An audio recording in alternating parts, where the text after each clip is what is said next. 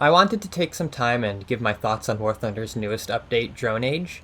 I've played a few games with both the US and Russia at top tier, and I think I have a pretty good overview of things. The signature feature of the update is, of course, drones. Scout drones can be spawned by rank 6 and 7 light tanks, and strike drones function similarly to nuclear bombers at exclusively top tier. I think the scout drones have been implemented as fairly as they can be, being unable to actively scout and requiring the player to manually call out enemies. Of course, if the war in Ukraine keeps causing chat to be banned, that could minimize their effectiveness. Strike drones were the feature I was most worried about, and that seems to have been true, though for different reasons. Naturally, players will spam whatever new shiny feature is added, and in all the games I've played, at least half the team have been in drones. This has mostly been a hindrance to the team, as players aren't in tanks, taking and holding ground, and most players seem to be either shooting down other drones or crashing instead of attacking tanks.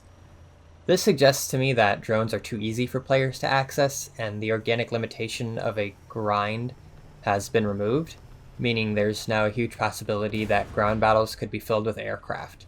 I think Gaijin needs to limit how many aerial vehicles can spawn at once. So as I was making this video, there was an update to War Thunder that increased the cost of the drones from 550 to 750, so it's pretty clear that indeed the drones are far too cheap, so good on you Gaijin for increasing it. Now back to the video. The strike drones themselves are fairly easy to use once you get the controls down, and their missiles are quite powerful. In terms of vehicles, I've seen the Su-25 being spammed as predicted. It had its BR raised immediately, but I expect its use to be toned down in the coming weeks. Doesn't seem to be a whole lot better than the A-10 in terms of capabilities, so we'll have to see how that goes.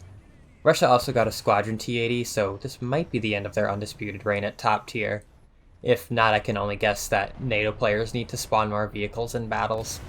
I'm glad to see more World War II era vehicles like the Skink and the Prototype Panther. This game also needs to cater to that crowd.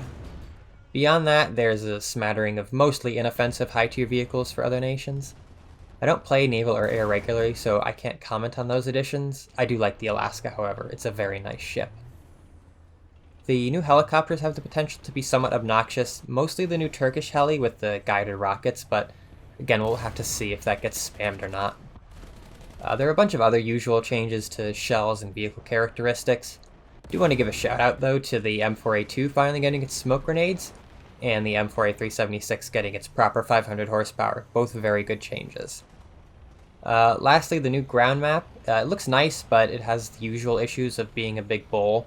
It's really too easy to snipe each other from spawn. Overall, it's definitely not the worst update in recent memory, but it doesn't have many things that the game desperately needed either. Especially the economic changes for assists aren't great. A lot of modules no longer give assists, and I really hope Gaijin undoes this over community pressure. It's really just added grind for the sake of grind. I hope to see more World War II vehicles and missile SPA in the future to counteract some of the new aircraft that have been added. Thanks for watching, and stay tuned for more War Thunder content.